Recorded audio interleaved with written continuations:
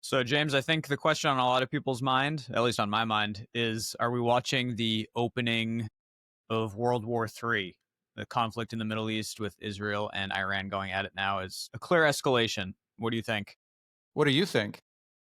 I think it could easily balloon into World War III depending on if there's any effort to de escalate and if Iran sort of sees the writing on the wall and says we're too weak to fight this on our own. Does China join? So there's still obviously a lot of unknowns. Yeah, Does the man. US join? It feels like over the past several years, every time there's been a conflict breakout, that people invariably start talking about World War III.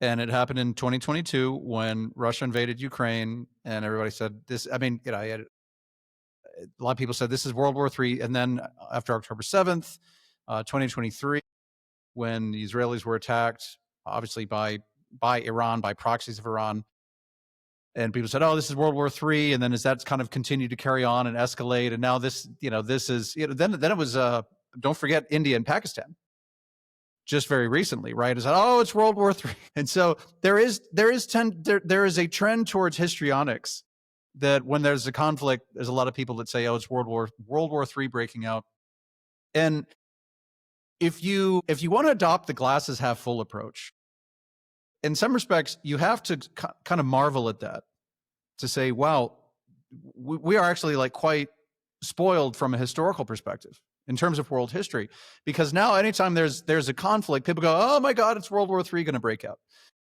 They wouldn't have said that in the 1800s or the 1700s, when the Franco-Prussian War broke out, more than a century and a half ago almost. People were going, oh, it's World War, or World War Zero, whatever. People weren't concerned. Like war was a normal part of life. They were saying it's another war. Wow. It's just another war. Oh, it's another war. Yeah. Oh, well, that'll be over, and then there'll be another one, and then another one, and another one. I mean, when you think about even during the golden age of the British Empire, this was a place that was it had the largest economy, the largest empire that the world had ever seen, larger than the Roman Empire, larger than the Mongol Empire. And they were constantly at war, or at least in some kind of foreign entanglement, some foreign conflict. They were off in Afghanistan. They were fighting, in China in the Opium War. There was constantly some kind of conflict. So if you were back home in London and you're pulling out the Times and you're reading the newspaper, it's every single day it's about war. And so there was never this, the kind of pearl clutching that's, it's some kind of massive global conflict. They were just used to it. And in our modern society, we are so you hear about conflicts in places that are, let's say, not so advanced countries, in places oh, there's a conflict in East Timor. Nobody knows where the hell East Timor is, right? There's some conflict in, Africa somewhere, in places that nobody can find on a map. It's unusual. It's extremely unusual for there to be such a significant amount of conflict in places that, feel a little bit closer to home, and say, oh, wait a minute, that's Europe. Europe. Yeah. Europe. Wow, wait, that hasn't happened in a really long time. Well, you had the Balkan conflict in the 90s. I think a lot of people forgot about that. That was a big deal. There have been other conflicts, but the point is that we are so accustomed to peace that now when there is conflict, we go World War III. And one of the things I feel I've been pretty consistent for a while saying, I don't see this happening. You still think World War III is unlikely to? Unlikely. You can't ever say like, oh, this is impossible. That's impossible, because there's just way too many. I mean, just this past week, there've been things that people go, well, I didn't expect that to happen. And so you can't ever say there's a 0% possibility for any of this stuff. On the other hand, I am 100% convinced that there's not a single nation on the planet that wants to get into an armed conflict with the United States. There is even after absolutely not. In fact, disasters and more so. Yeah, I mean, so we've written about this. I mean, been pretty critical. I mean, I just see, especially the Navy, to go, come on, guys, like this is just amateur. You got aircraft falling into the ocean, from aircraft carriers. I mean, you got boats running into each other, ships colliding. Even a lot of the new ships had tons of flaws in them. The navigation systems weren't working properly. Their hulls weren't waterproof. Yeah, I mean, so this stuff needs to get fixed. That needs to get fixed because every war is always different than the previous war. There's never been two wars back to back that were sort of exactly the same tactics and circumstances. I mean, World War II was totally different. World War I was trench warfare. You get out of the trenches, you get your head shot off. It's, you get gassed, it's just constant artillery barrages, and you're fighting for inches at a time. World War II was much more, conventional. There's tanks, there's artillery, all, you have much more developed advanced aerial warfare in World War II. Korea was different. Vietnam was completely different. Now all of a sudden you've got guerrilla warfare. You can't tell friend from foe. You've got, then they had the invasion of Panama, Grenada, desert warfare in the first war against Iraq, let alone the war on terror in Afghanistan. I mean, these are all completely different tactics and circumstances. And so when you think about the next war, that's going to be a much bigger, the Navy is going to factor into that. If there were to be a war with China, right, the Navy is going to factor into that much more heavily than they have since World War II. I mean, pretty much every war, every major conflict since World War II, Korea, Vietnam, et cetera, the Navy might have had a role, but it wasn't really that prominent. Those were mostly ground wars or they were air wars, but they weren't naval war. And I think naval warfare is going to play a much more significant role if there's a conflict against China than it has since World War II.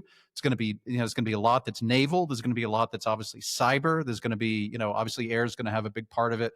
And I think special operations is going to have a big part of it.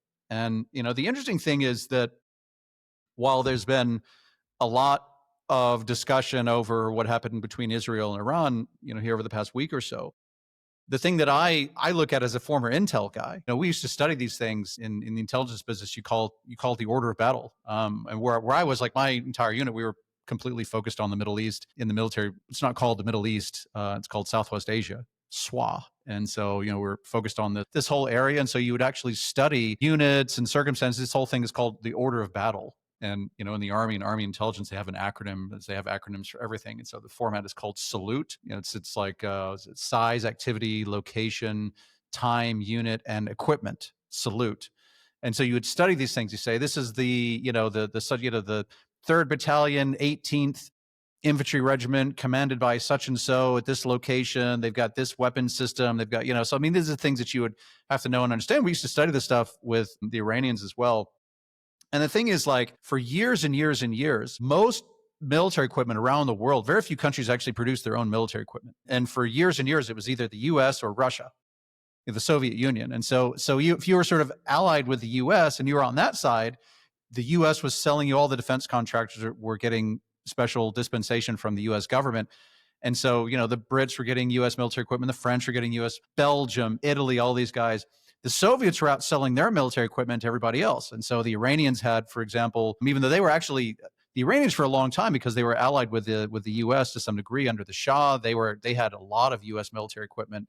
Then it kind of changed and they were getting Soviet military equipment, and the Soviet military equipment wasn't very good. These days, it's actually the Chinese that are, going out to a lot of that part of the world. They've given military equipment and technology. They license some of their technology to like places like Pakistan, for example. A lot of Chinese military equipment, military technology in Iran. And so my view of this conflict over the last week is essentially a little bit of a war game, a little bit of a proxy war game to see, well, what would happen if the US and China actually did go to war?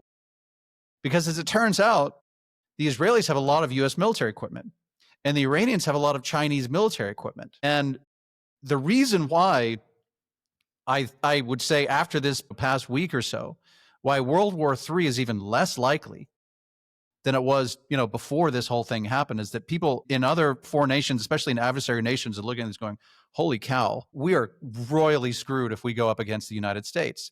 Because if you think about what happened, right, Israel was flying fives, and that's primarily US military technology. They have an Israeli variant that has some proprietary Israeli technology, and the Israelis have incredible military technology of their own, and they added their own flavor to the F-5 and just dominated all of the Iranian air defense. And what's the Iranian air defense based on? Chinese military technology, right? You have all these Chinese military. So you have, for example, there's in Iran, what's interesting is that they actually have a separate military service just for air defense. So like in the US, you have the Army and the Navy and the Air Force, et cetera. In Iran, they've got, they have an Army and Air Force and all this. They also have an air defense, like a whole entire service that's the Iranian Air Defense Force. And a lot of that is based on either Russian or old Soviet, but the newer stuff is Chinese military technology. So they have one that's a variant of what's called the HQ-9. This is Chinese military technology.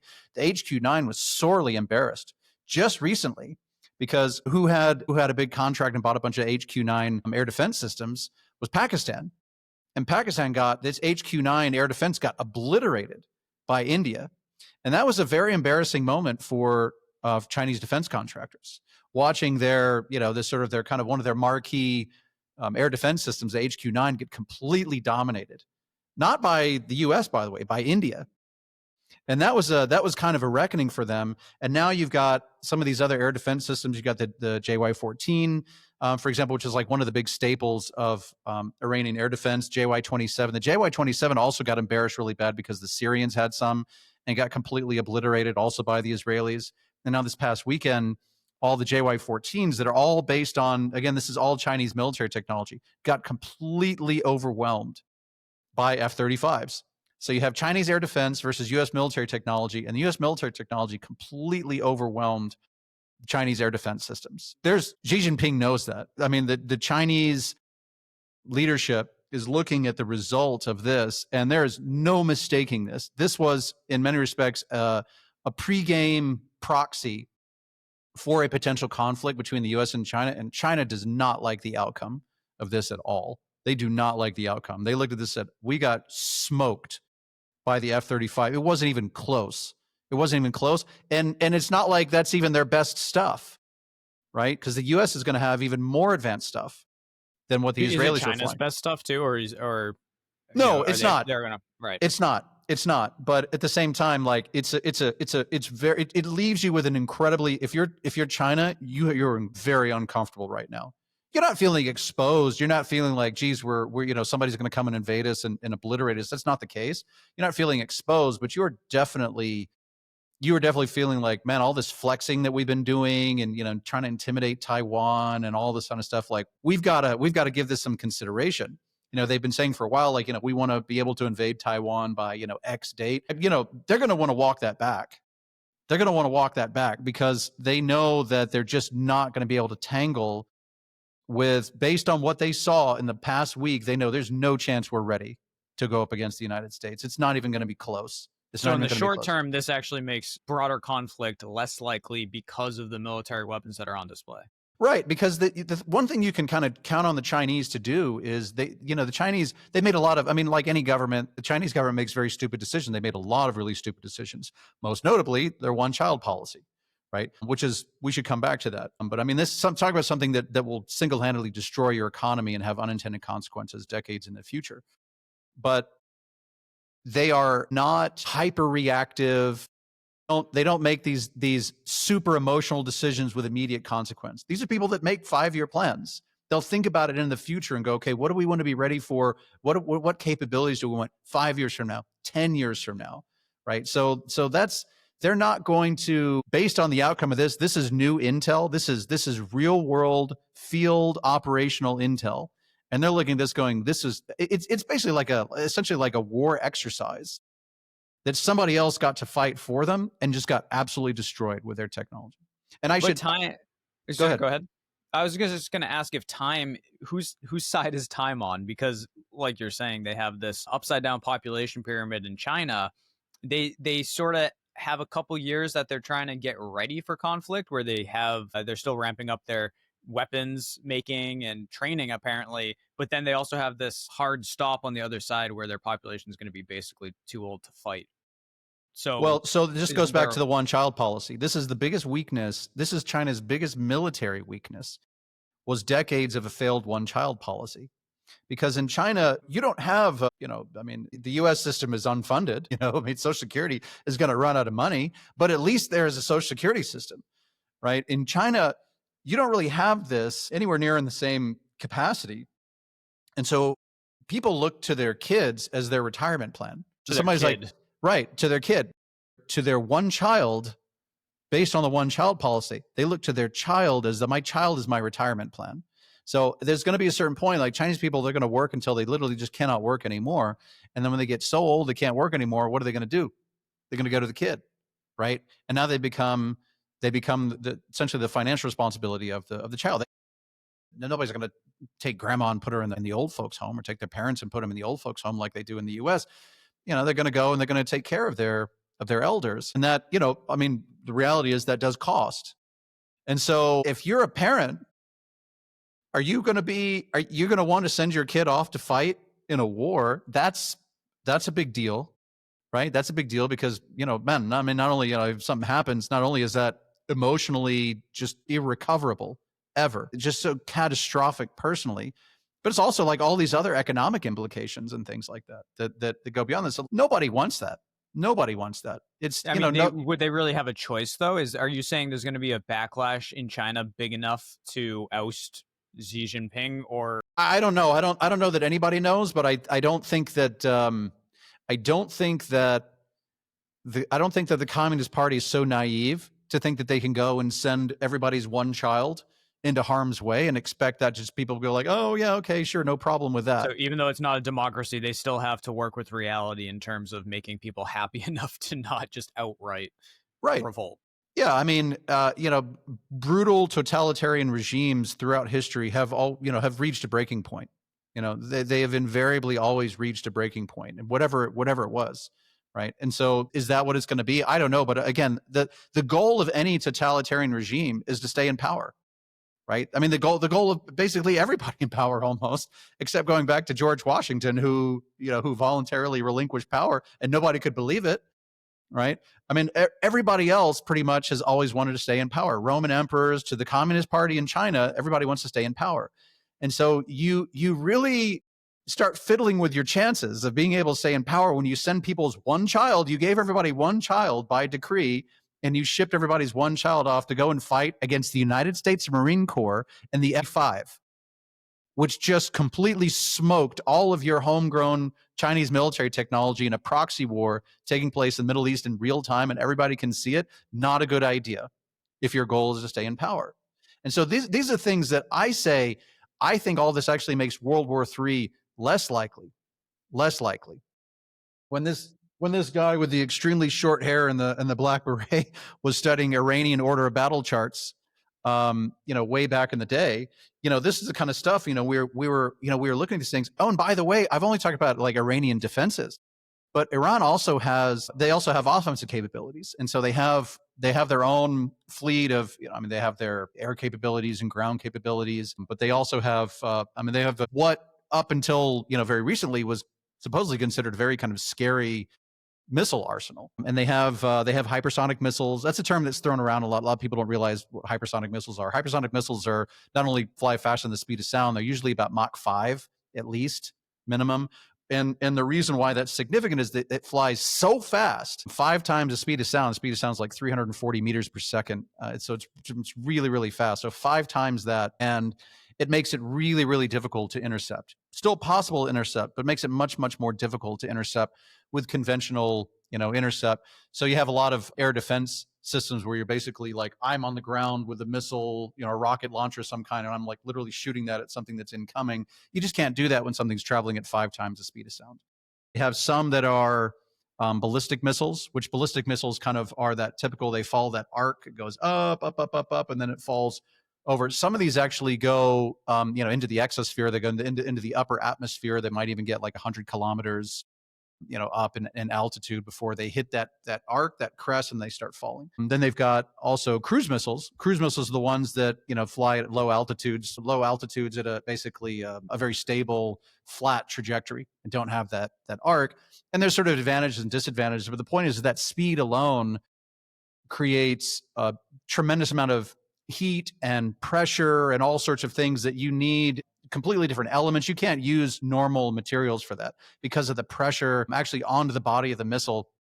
And so it makes it extremely expensive to produce those just because of the materials and the compounds that are necessary. So most of the advances in hypersonic missile technology basically revolve around speed, material engineering, these sorts of things. And the Iranian hypersonic missile technology is also based on Chinese, some Chinese missile technology. So that they have some of these. They have in Iran, they call it the Fatah, the Fatah 1 and Fatah 2, and it's unclear yet if they launched these at Israel over the weekend and they were retaliatory strikes.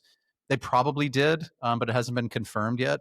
They did last year after there was a Israeli assassination of some high-ranking IRGC guys in Iran, and Iranians went and sent a bunch of their hypersonic missiles. And the Iranians were, dancing the streets, go, "Oh yeah, we obliterated these guys." The Iranians claimed that they had like a 90% plus hit rate with their hypersonic missiles, and they actually went and like looked at the damage. And it was like, they scratched a building and kind of damaged a bridge, and there was one casualty in Israel. So it was one of these things. Go, really, guys? Like this? You also hear about the number of missiles launched, and then you hear, 8 people died in Israel, and I'm like, how is that possible? That sounds like a lot of missiles. Israel's not even that big. It sounds like entire cities should be wiped off the map. So very few of these are actually hitting their targets or getting through the Iron Dome. Is that? Well, yeah. So, I mean, the Iron Dome is just a marketing term, but I mean, there's a number of extremely sophisticated air defense systems. When I was in, it's like the most welcome sound you'll ever hear in your entire life. When I was in the invasion of Iraq just started. This goes back decades, and Saddam Hussein started launching. He had these old school kind of Soviet-based missiles. They were called Scud missiles. Notoriously inaccurate. The safest place you could ever be when somebody launched a Scud missile attack was wherever it is they were aiming, because 100% certainly it was not going to land there. But it was one of those things, like you can just kind of see these things coming at you in the sky. It's 3 o'clock in the morning and you see these sort of bright lights coming at you and you just kind of go, well, I hope I don't die. And then all of a sudden you hear this roar of and it's the air defense artillery, and they're firing off their missile defense systems to take these things out. It's like one of the most welcoming sounds you could ever hear in your entire life. That along with like the first cries of your child, just come out of the womb, is an air defense missile firing off. So but there's a number of these systems. Some of them are extremely sophisticated, and again, the Iron Dome is kind of more of a marketing term for this stuff. But they do, even though hypersonic missiles supposedly are very difficult to intercept, and the Iranians claim that, oh yeah, our new hypersonic missiles, the Fatah series hypersonic missiles, or will be able to evade and escape all this stuff. No, they're not. Come on, these things got smoked too. So even the point is that all this stuff is based on Chinese military technology. So you've got their defense systems were completely overwhelmed by the U.S. military technology, and their offensive systems were also overwhelmed for the most part by U.S. military technology. There were a number of missiles that did get through. There are a lot of missiles that got through, and that was more of a question of quantity, not a question of the quality of the Israeli air defense systems. And the Israelis, do have a lot of their homegrown air defense. They get a lot of it from the U.S. as well. And so this is one of the reasons why the U.S. Defense Department has been sending small fleets, into the Middle East to help support Israel's air defense and missile defense. Do you think that's a smart idea to take those, if some of those fleets I saw were coming from Asia, so to take them away from a potential Chinese conflict and move them into the Middle East? Is that smart? Does it put you at I mean, smart covers a lot of ground. I mean, does it put you at a tactical disadvantage?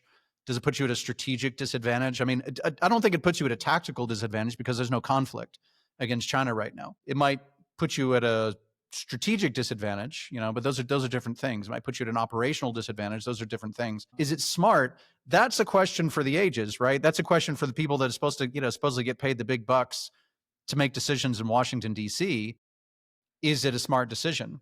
And this is the thing, like, there's been a lot of, I think, very emotional reaction to a lot of this stuff. I think that Donald Trump's initial reaction was, let's go support Israel.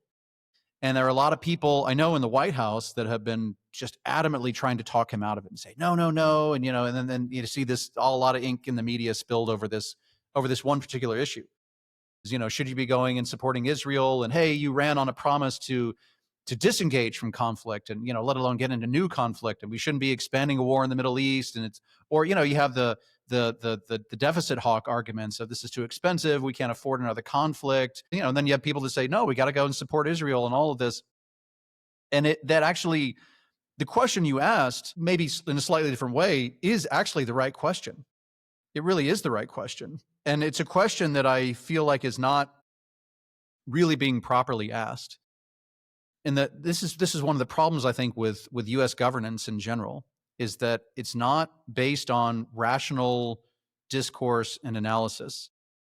I have not seen really with almost anything, where they talk about social security reform or tax policy, rarely is there actually discussion about somebody says, here's the costs, here's the benefits, right? And we're going to make a judgment call because we're elected leaders, and as elected leaders, it's our authority and responsibility to make a judgment call about whether or not the benefits outweigh the cost. Very seldom do you have something that's just so clear cut that you can make an apples to apples comparison and say the cost is $1 billion and the benefit is $5 billion.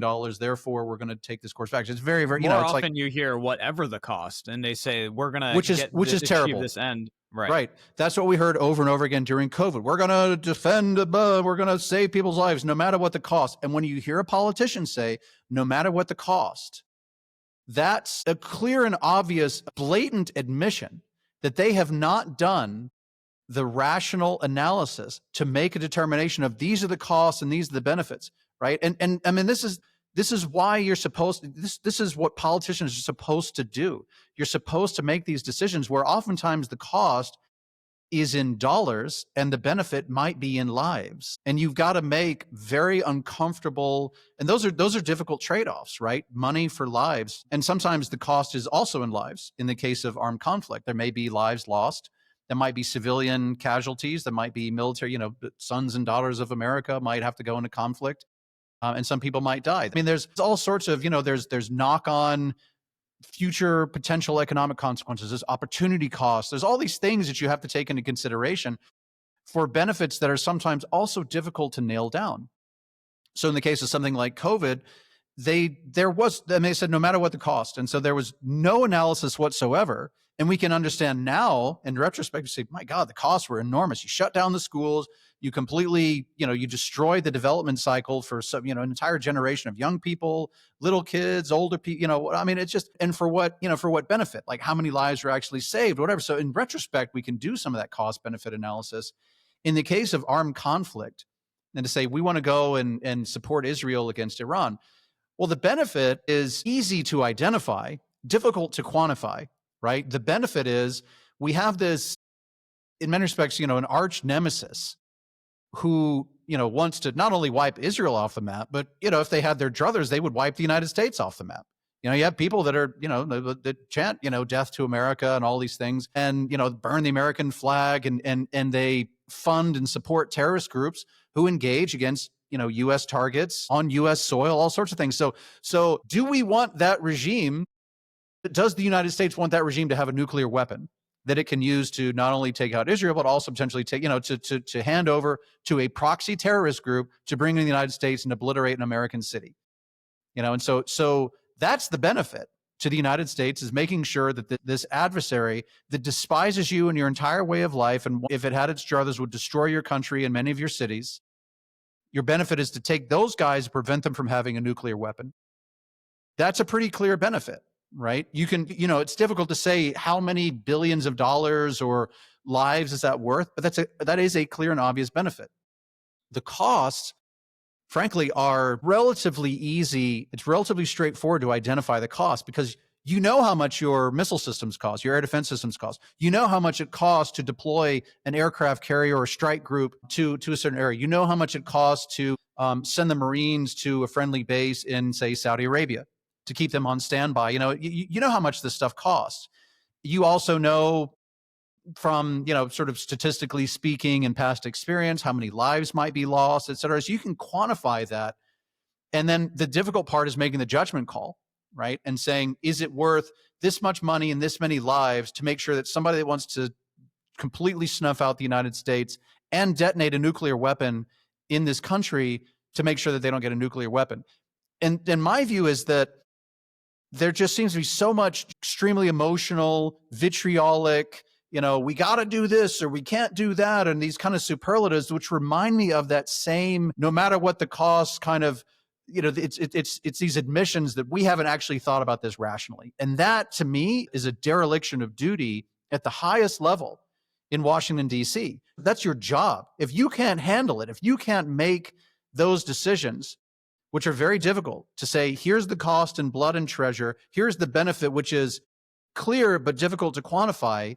And so you've got to make a judgment call. And if you're not capable of doing that, then you shouldn't be in that freaking office, right? You should resign immediately. The people in Congress and in the White House, whatever, I mean, that I think are frankly demonstrating that they don't have the mettle to make these difficult decisions. I think some of the costs are difficult to quantify as well when you look into the future, because you Yes. can see that the United States has done a lot of regime propping up and regime change back in the And it's 70s and always worked out 60s. well. Well, and that's what I'm saying. I'm saying, so if they thought the cost of that was relatively low, you send in one team, you take out the leadership, boom, now it's a friendly nation. It's going to, be America's friend forever and trade They'll ties. welcome us as liberators. Exactly. Right. So, and Yeah. then you see all the conflict in South America. I mean, obviously, Iran. This regime didn't come into existence without U.S. intervention and propping up the previous leader. Would these guys have ever gained power if the United States hadn't been involved in the first place? You can't go back in time and change any of that. But what actions taken today will somebody be having this same conversation 40 years from now and say, well, we're in the situation again, so let's change the regime again. Let's keep bombing them because now we don't want these guys to have the nuclear weapon. Does that continue for centuries and centuries? Is there a way to stop it? Yeah, I mean, look, that's always the thing that's very difficult. You're absolutely right. The future costs and the opportunity costs are notoriously difficult to predict, and you can kind of think about that, but the future is just too hard to predict. It really is. You do the best you can. If you think about, I mean, look, you're right. So, I mean, the U.S. had an extremely friendly relationship with Iran for decades prior to the Iranian Revolution, that brought in the Ayatollah in 1979. Was that directly responsible for the Ayatollah regime? It was certainly a contributing factor. It was certainly a contributing factor. But it's one of those things like they started all of that certainly with the best of intentions, which is how a lot of sort of long term problems often start and crop up. Is people had really nice intentions way back in a certain period of time, and it just things kind of spiraled out of control. A lot of that stuff though falls on the shoulders of the later leaders, future generations of leaders, to be able to recognize those problems, go, hey, this isn't actually going in the direction that we thought, and maybe we should step in and do something. But I don't think it's fair to necessarily blame the original intention, going back decades and decades of these things. And I think it's probably more squarely on the shoulders of the people that failed to adjust course, failed to recognize that there was a problem, failed to recognize that it wasn't going according to plan, and do something differently to anticipate. The closer you get to like an event horizon, the more likely that you should be able to see it. It's difficult today to say, I'm going to do X, and then 50 years from now, that's going to cause a problem.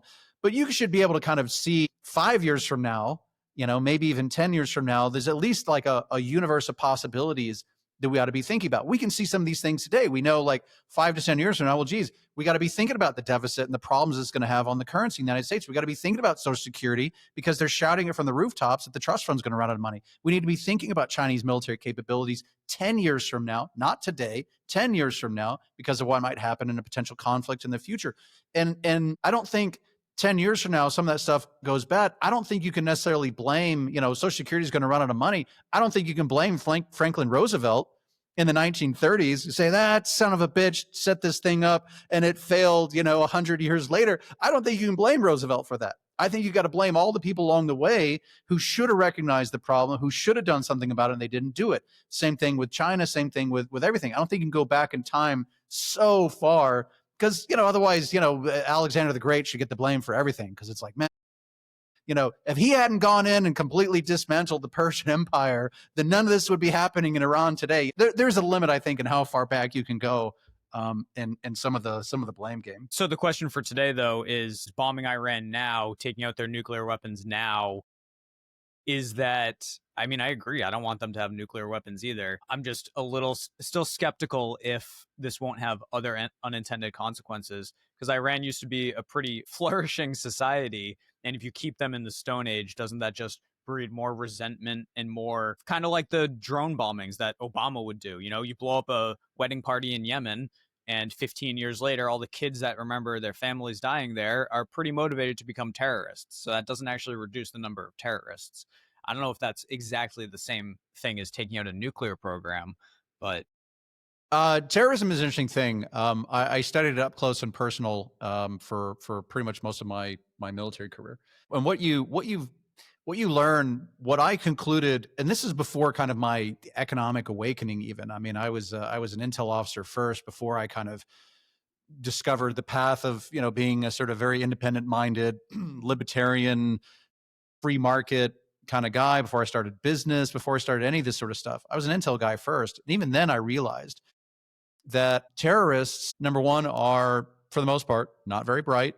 You have some people at the top that are, I mean, usually like fairly intelligent guys, but I mean, the dude is willing to strap a bomb to his chest and go Allah Akbar and blow himself up and a bunch of other people. That's not a bright guy, right? And most of the time, they don't even get that right. I mean, I could not tell you how many times we got clips and stories in the field of like some guy who was like a bomb maker blowing himself up. Like a bomb, like it's like, dude, you had one job. You're supposed to make the bomb, So I mean, there was like, let it blow up later, not right now. I mean, there was like guys that were like blow up their whole terrorist cell because the bomb maker was a friggin' idiot, And it's just like, I don't even know what to do with that. So it's like stuff like that. Number two is like, these are guys that have no, they have no prospects. They have no prospects, and they're living in places where, I mean, honestly, like a lot of these guys, I mean, in 9/11, a lot of these guys came out of Saudi Arabia. Saudi Arabia is supposed to be kind of a middle income country, but this is a place where if you were at the top, if you were one of the part of the royal family, and by the way, the royal family in Saudi Arabia, it's not like the royal family in England, where you got some people and maybe get into like a dozen people or 15 people, whatever. I mean, this is like thousands and thousands of people. The royal family in Saudi Arabia is so big, they had their own airline terminal.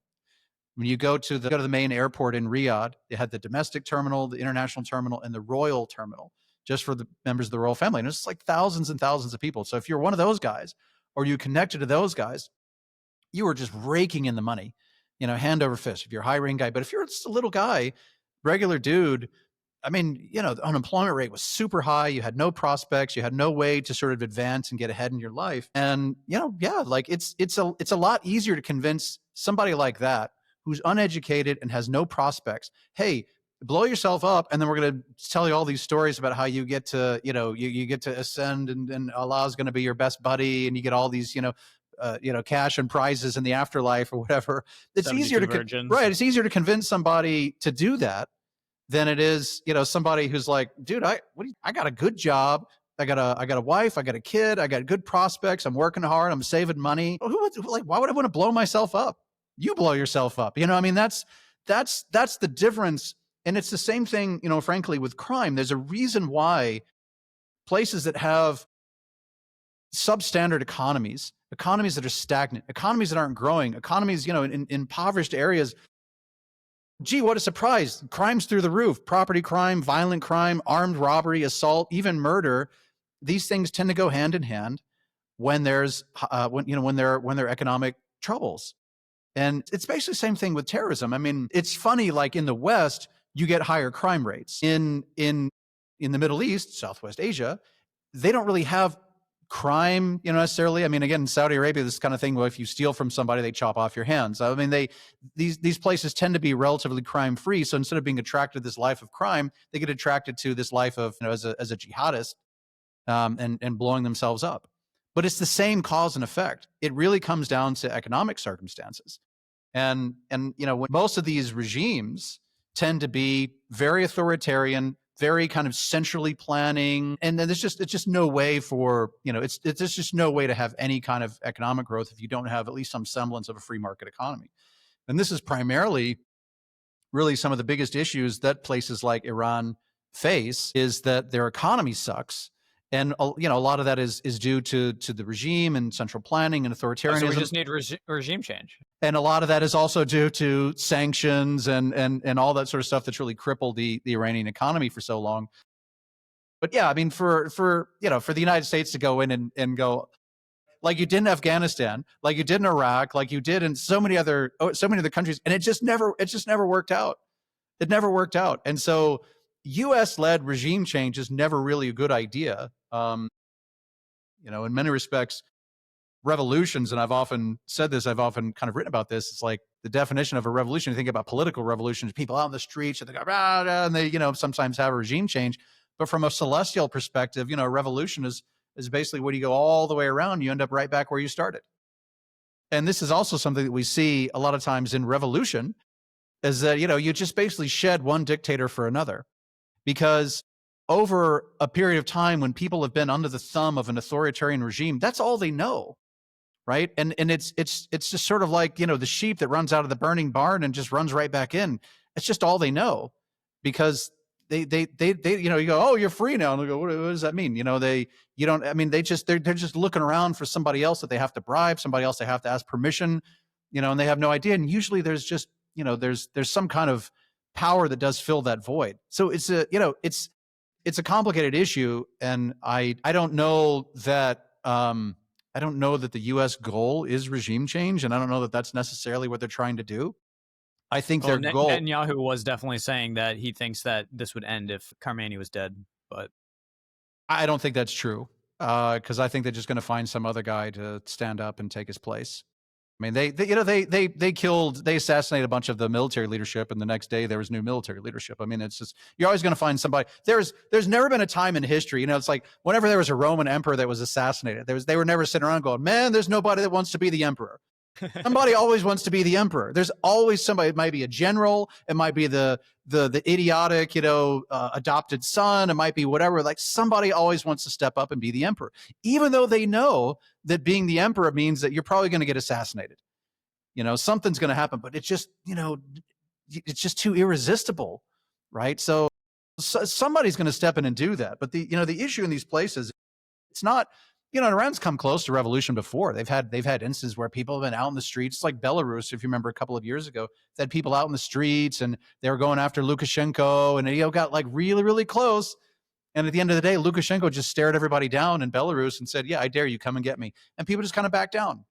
They went back down. And it sort of happened in Iran as well. It's been close, but I'm not convinced that, if the Ayatollah gets overthrown, if the Ayatollah gets assassinated, somebody else is just going to step in.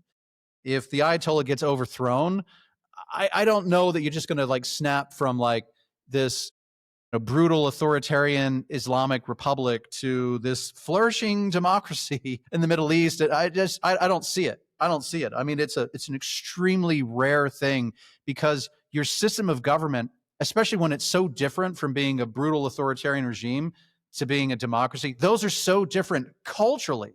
It's in your cultural DNA now, that so many people have gone their entire lives, decades. This is all they know. This is all they know. So all of a sudden saying, no, you're going to live under a new system now. Nobody knows what that's like. Nobody knows what that's like. And it's just, it's very difficult. I mean, it's like, I don't know if you ever saw like The Handmaid's Tale. You know what I mean? And supposedly there was like this, whatever event, kind of series of terrorist attacks. The United States just ceases to exist. And they go from being this democracy to being an authoritarian religious regime. I don't think that was a smooth transition, and I don't think it would be a smooth transition the other way. Yeah, I found The Handmaid's Tale a little lacking, and I didn't find that very plausible. I agree that it would. No, none of it's. I mean, none of it's plausible. None of it's plausible. It was the 80s, and I think there was a lot of those like TV preachers who were really, let's make America back to a religious centric society. They're all based in Dallas, where I grew up. Yeah. Yeah. Oh yeah. Yeah. They had all these like mega churches where these guys are just siphoning off cash from all their followers and whatever. But anyways, but yeah. So I think the point is, I think kind of two takeaways here is, number one, like this is a very interesting operational exercise between where you had U.S. military technology on one side pitted against Chinese military technology on the other side. And, the reality is the U.S. won big time, and everybody knows it. There's no adversary nation on the planet whose intelligence officials aren't, their technology development teams, all these guys aren't, really concerned about this right now, because they're, and this is what makes me say World War III is less likely now as a result of what happened, because nobody wants to tussle with U.S. military technology. And I think if you look at it, you go kind of blow by blow. with all these things. The missile technology, some of this was sort of exposed. China, Iran didn't have China's best stuff.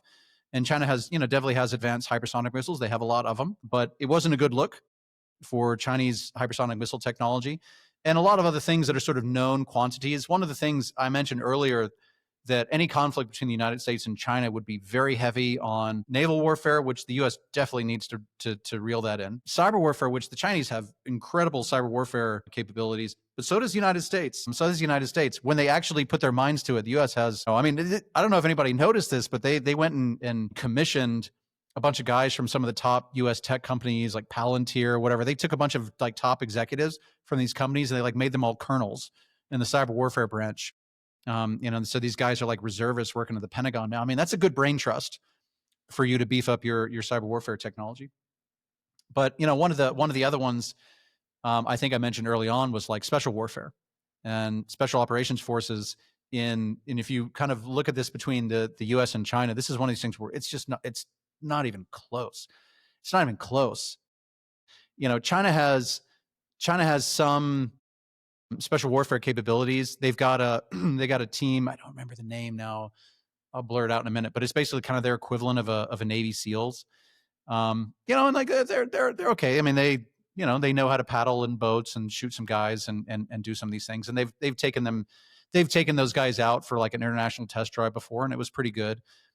But if you look at sort of their assessment, selection, training, a lot of the stuff, the Chinese special forces, for example, it's all about physical toughness and obedience, right? It's actually kind of hilarious how so much of Chinese special forces training is all about having loyalty to the Communist Party. It's indoctrination. It's political indoctrination. This is how, like, you're not out training these guys to, kick in doors and shoot the terrorists and rescue the hostages and do all this kind of stuff. You're training them to be loyal and obedient to the Communist Party and why, your system is better than those evil capitalists and all this stuff. This is actually training. And part of the selection process is they want the people that are going to be the most obedient. And it's the opposite in the U.S. Special Forces community, all the way up, from, whether you're talking about guys in the 75th Ranger Regiment through Navy SEALs, DevGru, SEAL Team 6, to what I think you could pretty easily argue are the best of the best of the best, are the Delta operators, who are trained to be, really just the baddest human beings on the planet. But because primarily here they have the mental toughness and the physical toughness, they can be creative and make on the fly decisions and use judgment. And they're not trying to politically indoctrinate these guys. Nobody's going into like Delta training and asking people who you voted for or any of this sort of stuff. I mean, it's just a night and day difference, where you've got kind of mindless zombie automatons in Chinese special forces. And if that's their special forces, just imagine what their conventional ground units are like, And so this is the point of, again, why I would say World War III is less likely as a result of all of this stuff. And the second takeaway is, I think there's a lot of people that would have a emotional reaction to U.S. intervention or whatever with Israel. And I would just say, it's really, at the end of the day, it's about a cost benefit analysis. And I think, sure, unintended consequences, what might happen 50 years from now, that's impossible to predict. But in the here and now, you can say the benefit is clear. A country that despises us doesn't have nuclear weapons. That's a clear benefit. What's the cost? Well, direct engagement costs, they can quantify that. They can actually kind of guesstimate that. The other benefit, the very unique thing in this case, is it's very unusual that you have essentially a joint venture in a combat environment, right? Where you have, here's another country that's willing to bear 90% of the costs, 95% of the costs, basically, in terms of lives and in terms of money. And you just have to kind of come in for the last little bit. And yet you get to split that benefit down the middle. So you have 5% of the cost, but 50% of the benefit. If you just look at that rationally, that's a good deal. If you and I were to do an investment together and I said, hey, Joe, let's do this deal together. Let's do a JV. I'm going to cover 95% of the investment. You only have to cover 5%, but we're going to split the proceeds down the middle 50-50. You would probably think that's a good deal, right? You would still have to do a cost benefit analysis. You say, okay, how much is my 5% going to cost me? And how much is my 50% going to get me? And you would still have to look at that analysis. But, for the most part, that's still a pretty good deal, right? If we were to do a deal like that and say, I'll cover 95%, but you still get 50% of the upside. And that's kind of the opportunity that's on the table for the US right now. So my point is, like, it's at least worth considering, and to do a rational, sort of cost benefit analysis. And I just don't think there's enough of that kind of thinking in Washington, D.C. And I think there should be, because if you had that sort of rational approach to making those decisions and saying, we got to do what's in the best interest of our country today and for the long term, let's make the best decision we can on the relevant facts and information that we have. And, it's at the end of the day, it's always going to be a judgment call. But when you're making those judgment calls in the clear view of the facts and that kind of analysis, you're probably going to end up with a better outcome. And I certainly hope that's what's happening behind the scenes. I did have one other question. Do you think it's odd that Israel is able to stop missiles from hitting, but wasn't able to see October 7th, 2023? It is odd, isn't it? It is odd. I After October 7th, I actually wrote something about this. I said, this just doesn't add up. This doesn't compute. This is probably the most secure country in the world, and to not only fail to see it coming, I mean, all the planning that Hamas would have had to gone into for this. I mean, don't forget, like, I mean, Mossad has people everywhere, and there would have been meetings They had people assembling drones inside right. Iran. You've got Mossad agents smuggling in parts and lasing targets and all this stuff inside of Iran. And they didn't notice senior IRGC members meeting with Hamas members in a hotel in Beirut, even though you've got Mossad agents that are working as bellboys inside of those hotels. And you didn't pick up on any of that. And all of a sudden, these guys come across the border and start murdering people. And then it still takes your defense forces all this time to react and put up a fight. It's just a lot of that didn't make any sense. And then you look at okay, but at the same time, you managed to smuggle all these people, all these parts, all these drones, all these all these things, all these assets, to take all these guys out with these precision strikes. I mean, the kind of planning that went into that, the intelligence capabilities that you need for that. So you're able to completely nail that, but you totally blew it on October 7th. It's a little bit odd. It's definitely odd. I mean, it's a head scratcher. That's for sure. Somebody was doing a cost benefit analysis on what allowing 1,300 of your own citizens to die would mean for your ability to respond. And maybe it was just something that they said, this was such a horrendous bonehead miss. And who knows? I don't know the inner workings of it. Maybe a lot of people got fired. Maybe a lot of people got, I have no idea. Netanyahu was saying there'll be a time for accountability later. I don't know. We certainly don't know today. I don't know that we'll ever know. Maybe does the cloudiness of that change the cost benefit analysis for the United States potentially getting into a conflict with that type of? You mean if it was deliberate? I mean, maybe it could. Yeah, maybe it could. I mean, I think you at least have to consider that. In that cost benefit analysis, because there might be some geopolitical blowback. But I don't know. Like I said, I don't know that we're ever going to know. I mean, there are a lot of mysteries. I mean, a lot of less complicated ones. We still don't know what happened to Epstein. We don't know what happened still to JFK. We don't know what happened. I mean, there's a lot of things that were like, so what happened in a foreign country on a day where there's a horrendous terror attack, all these things. Like, I don't know that we're ever going to know. It is like you've got, I mean, this past week for Israel was an unmitigated success, just something that we haven't seen from a military perspective in a really long time. That's how successful it was, just to put it in context. I just don't remember seeing strikes that were so overwhelmingly successful in such a short period of time. You might have to go all the way back to the first Gulf War, in which the U.S. defeated the Iraqi army in 100 hours. I mean, that was, talk about overwhelming success. We haven't seen this in a long time. And so you put the two of this together, October 7th, massive failure, tremendous success, striking Iran. It certainly seems incongruent, but maybe it was just, they were so humiliated by their failures related to October 7th. They said, we're never going to let that happen again. We double our efforts into being as successful as possible. Maybe that's all it was. I don't know. I'm not sure anybody's really ever going to know, but I hope, for the sake of every Israeli, that at some point there's going to be a very transparent accountability exercise into exactly what happened on October 7th. And frankly, I get why they're not worried about that right now. I don't think you can look to the past right now. You've got to look to finishing what the Iranians started. In all fairness, finishing that conflict, and at that point, then picking up the pieces and figuring out what went wrong on October 7th. I actually do have one other question. It sounds like you're thinking the benefit of this, taking out the nuclear weapons that could be aimed at the United States, is worth it. We heard a lot with the Ukraine-Russia conflict that this was very important to support Ukraine, and if we don't, maybe Putin's going to take over all of Europe. Do you think that there's a clear difference between the cost benefit of the U.S. being involved in this conflict versus Ukraine and Russia? Yeah. Russia already has nuclear weapons. Nothing anybody can do about it. You can't turn back the clock.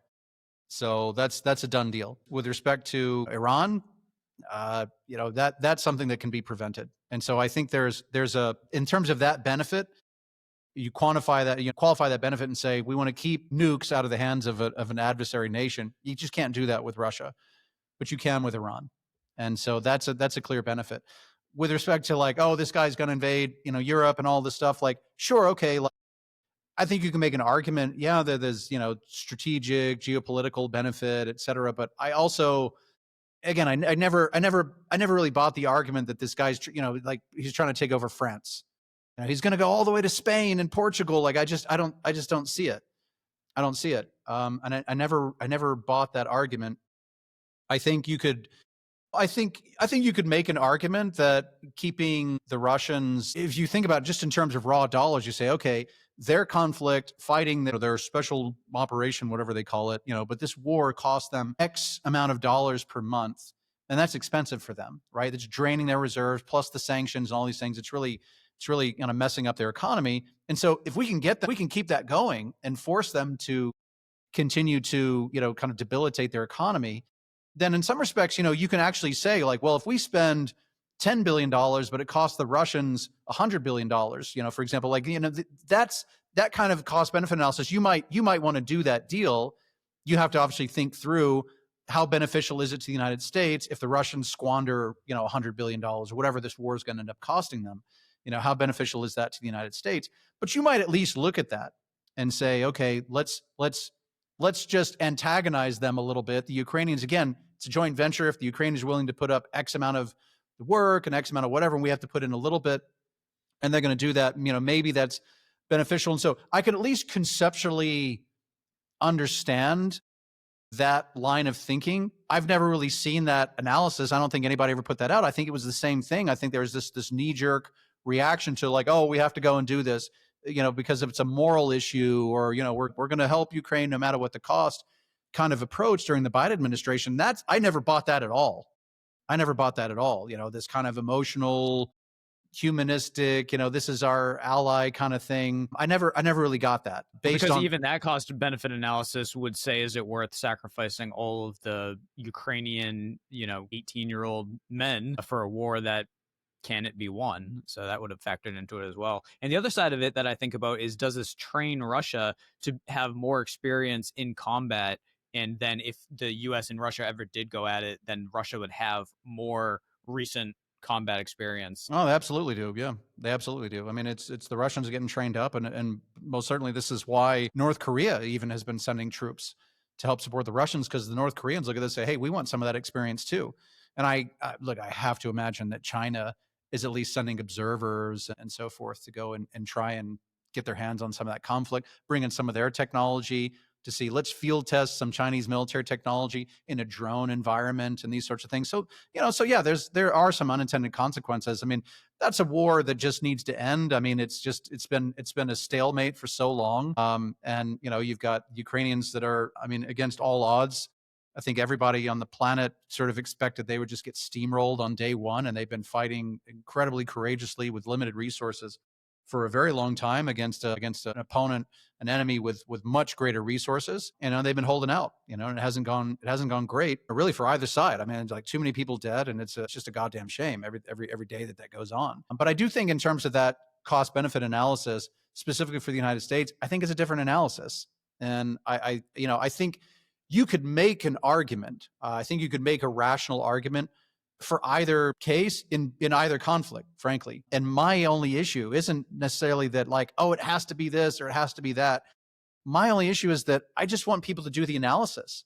I think that politicians should have to do the thing that they're elected to do, which is make tough decisions based on rational analysis of the available facts, And that's just not what happens. It's like people just get entrenched in a certain ideology that becomes their worldview, regardless of the facts. And there is no analysis as a result of that. And that's one of the reasons why I think there's so many problems that continue to pile up and continue to spiral out of control, why you have a deficit, why you have Social Security in the position that it's in, why you have all these issues and problems that just never seem to get solved because there's no rational approach to problem solving and decision making. And that's something that I sincerely hope changes in very short order. Yeah. And when you think about it, when we were talking about what causes terrorism earlier and what causes higher crime rates, that debt and deficit and the effect that that could have on the US economy is the biggest issue, because this could lead to so much social unrest down the road. And I think we're already starting to see that. But this has been a very interesting conversation. I'm glad to get We'll your we'll take. save that one for another time. Yeah.